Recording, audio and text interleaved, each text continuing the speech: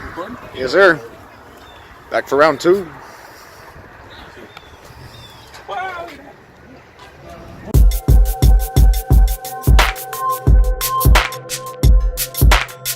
Meet all of yours. He's not here. He's not here, unfortunately. Mike. Kevin, nice to meet you. I'm his son. He's cameraman today. Yes, sir. And unfortunately, we have to have real jobs because this doesn't pay for shit. So he was the only one that couldn't get out. Asshole. Yeah, no, trust me. We've been telling that all day. Message is going to be conveyed. You guys were at Back East last night? No, I was drinking one from Back East. Yeah, I saw something. I just kind of glossed over it. I didn't read it. Yeah. Cool. Come on back. Brian's expecting you. Good. Brandon. Eric. Nice to meet you. Brian, you want to do the tour and then we'll come back in together? This is Brewery. I'm going to grab my nuts. I'll be right back. Yeah, so it's not entirely the same as what we started out with. Originally, it was the brew house in 420. We've added 30, and we've had Eric, the assistant brewer here, that also is a Right in the champ back when here. it comes to the yeast. So that's been. He's the yeast champ? He's the yeast champ. He fills in all the blanks on the yeast. I'm the one that orders stuff and gets things started. He's our finisher a lot of the time, so that's kind of the setup back here. We got 10-barrel brew house, 20-barrel fermenters, 130, and we keep it full. I mean, that's like the name of the game. Started in 2016.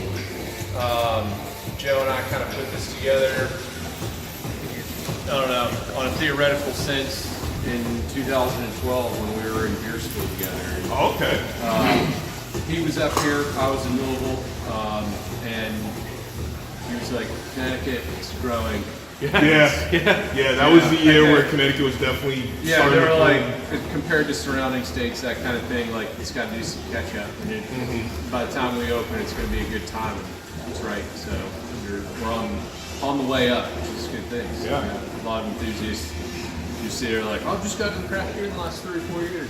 Yeah. So that's awesome. So, how like your schedule? Like, do you guys have a set? Like, you're always brewing this, and then you rotate other things, or? This is our schedule board. Yeah, we definitely try to keep it as organized as Yeah, possible. Like keep the flow, the process, moving So- tank to tank. Pretty much all the time, like we have mail trucks almost always going. Some batch of O New England, which we call O&E, one in-house. So if you see one, that's O New England. Okay. And then Makes sense. that's a rotator that it stays. Idaho 7 is the secondary hop, and then we always do a new primary hop. Yeah, we just Because we the blue and the galaxy. previously did the Citra one, the yellow label was Citra. But we hadn't did that video out, and then when we were about to actually start to post that, we saw that the brew was coming out. Brew one, Yeah. And then it was like, okay, so it was like, let's We hold off missed on Galaxy that. too. Nope, we ended up still got getting Galaxy. Galaxy. Yeah, okay. Luckily, they had it. They didn't have a lot of it left at Brewers, but they had the Yeah. Galaxy there when I got the brew, and it was like, Nice. okay, so now we got at least all 3 that I know of that are out. So this O&E, the O New England, Yeah. this batch that we're canning up tomorrow is actually a collaboration with RAI. We're calling it Old New England Trail. Oh. And so their new store is opening in West Hartford this weekend, Yeah. 27th. So we did a specialty beer collab them? with them. Oh, Yes. okay. So that is an O&E in a way, but it's Old New England. We went kind of piney and a little bit old school, but it's loaded with fruit too. And then we have our sour coming out the week after. Is that your first sour? No. Or have you done more? No, because We've done Water Tower, Water Bug, and then Terry Speedo. Yeah, I had the Terry Speedo. This is number 4, and then the next sour after this one that we're excited about, we're going to step it up a notch. And and say it again. Lulu Orange. Lulu L'Orange. Oh, it's yeah. named after his daughter. Her name is Orange. Yeah, L'Orange. Just making it up. Yeah, these Her are name is Lucinda. spring becomes daughter beers. Junebug is Joe's oldest daughter, 8 of June, and then Lucinda gets Lulu L'Orange. Okay. Oh, all right. Yeah, we do the little. Those are both done with the French saison. A little farmhouse character going on there. Yeah, and that one's going to be loaded up with ripe orange juice and blood orange puree. Oh, okay. So, All right. So, Clinton, what beer does he like? Actually, you know what? He likes anything because he's more of a liquor drinker. okay. He doesn't really drink beer. Like he only really drinks beer because we drink beer. We're more of the beer drinkers. We needed someone that was not go out and try to we needed someone that we could give him the beer and get that impartial kind of The kind of person where they don't drink beer on a regular basis, and you give them this beer, and if they can say, "Wow, this tastes good," you pretty much that's like one of the biggest things you can get is getting. We're not going to go with that's non-beer drinker. You know what? That's the one thing because like Heartbeat, which he did like Heartbeat, and I have like given to people who don't drink beer like, no, you need to try this, and they're like, yeah, this is good. I want more of this. And We've experienced that too. I mean, especially in the last probably 6 to 8 months when we've sort of transitioned into this more hop, sweet fruitiness, where people who are like, oh, I want beer, and then you give it to them, they're like, it's not bitter, and they're like, oh, you're right, it tastes like juice. I'm like, yeah. It's a big difference between hoppy and bitter. Yes. Oh, I don't like Yes. hoppy. I call you a liar. Yeah, you probably do like hoppy. You just don't like that bitter. lingering bitterness. Which is understandable. But I mean, if you give him a beer that's kind of hoppy, but it's at 11-12%, he'll love it all day.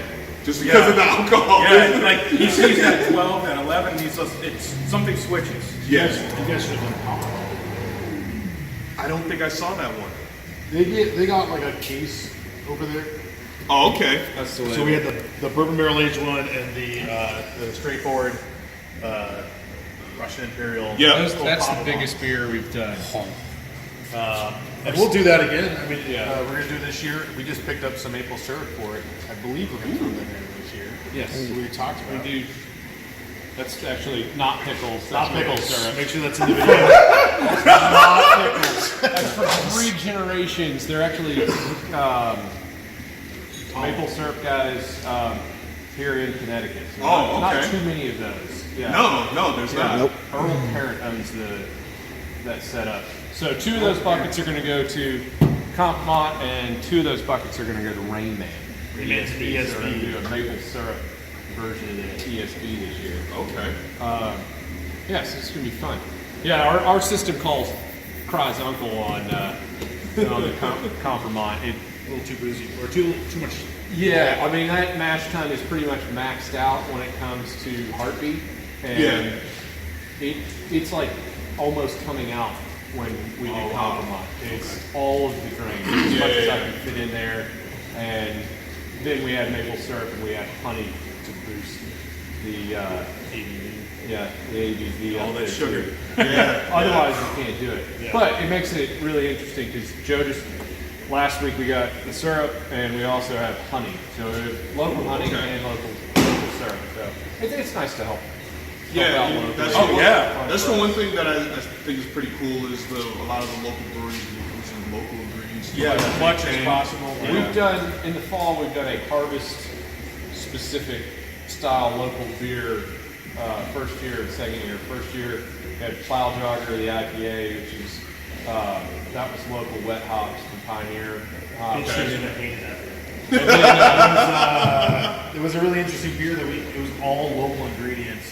And it had this Cracker sweetness to it. Okay. we used a bunch of malt from up in Hadley, Massachusetts. But then we also used locally grown Cascade hops from out towards Waterbury. Okay. And it had its very own distinct flavor. And it's not like a style of IPA that's popular right now.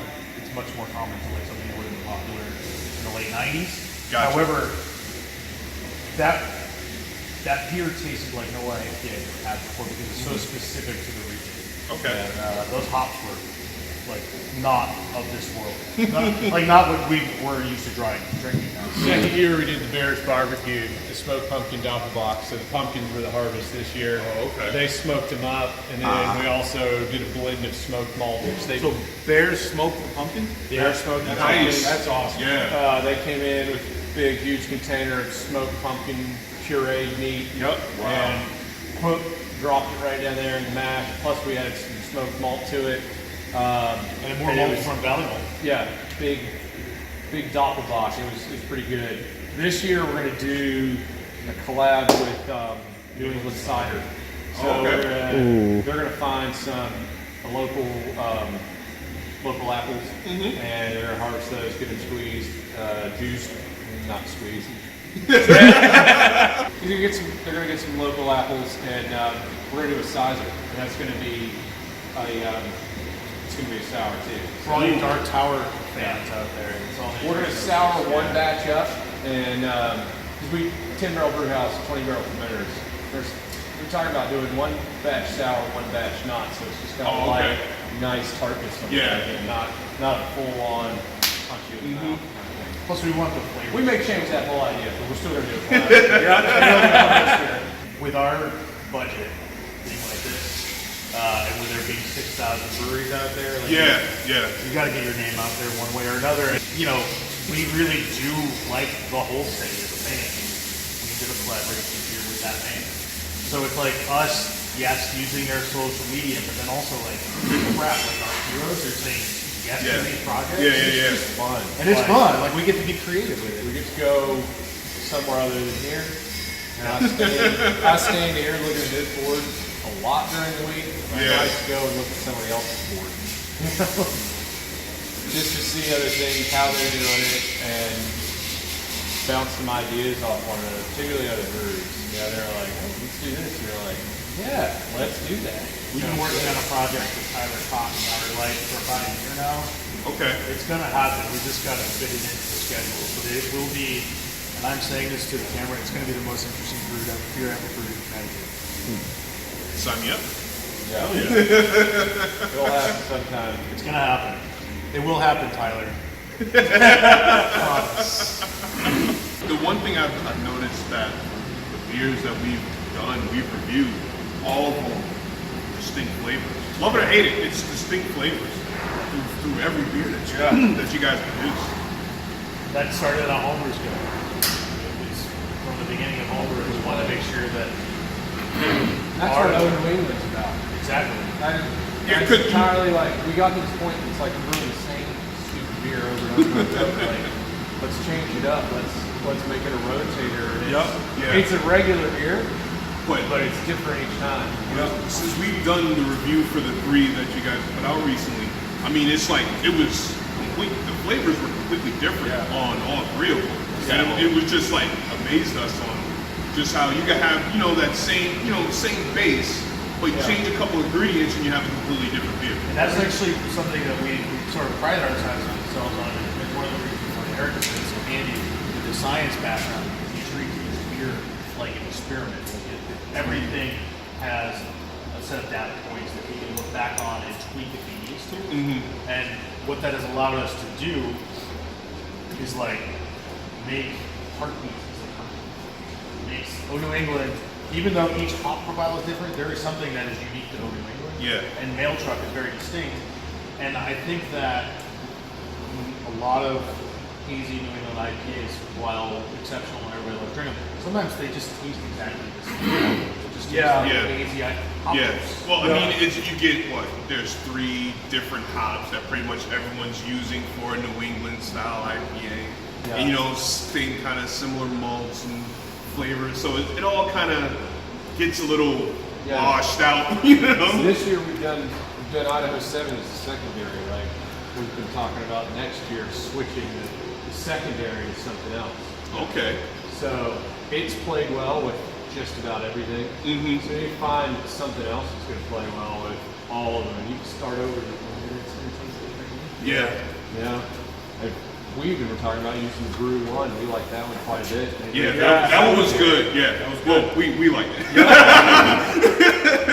It ain't, like, I would say, like, I did like that beer quite a bit, but I don't know if Brew One is as strong as a primary hop as, like, say, you know, obviously a Citra or something like that. But The Dominator. it's good. Yeah. It may be a really good complementary hop too. You know, I don't know. We'll figure that out. Like you guys are just like you're zoned in. You know exactly what to do with it. Just move this. Kind of fine-tuning. There you go.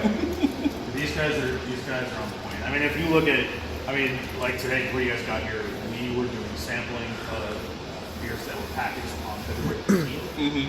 Old beer. Yeah, just to see how it's aging on the shelf. Exactly. Yeah. And he's storing, Eric's storing it in warm storage, and he's also storing some in cold storage, so that we have a baseline for how the beer ages.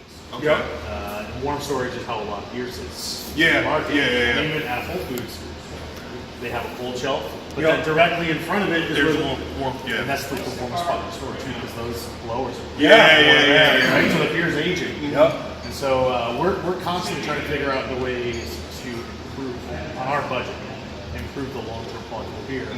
And you guys were talking about how much you love Heartbeat. The thing with that beer is it's like super inky, super hoppy. Yeah. Like tens of pounds of that beer. But when you aren't careful with leaving that much yeast into your product, it tends to age faster with a shorter shelf life. So these guys have been trying to toe the line between having the haziest beer possible without having chunks, and also having some level of shelf stability, because we know that going on the market, we can't control how people store beer. Yeah. Or how exactly. like consumers store beer. You Yeah. know?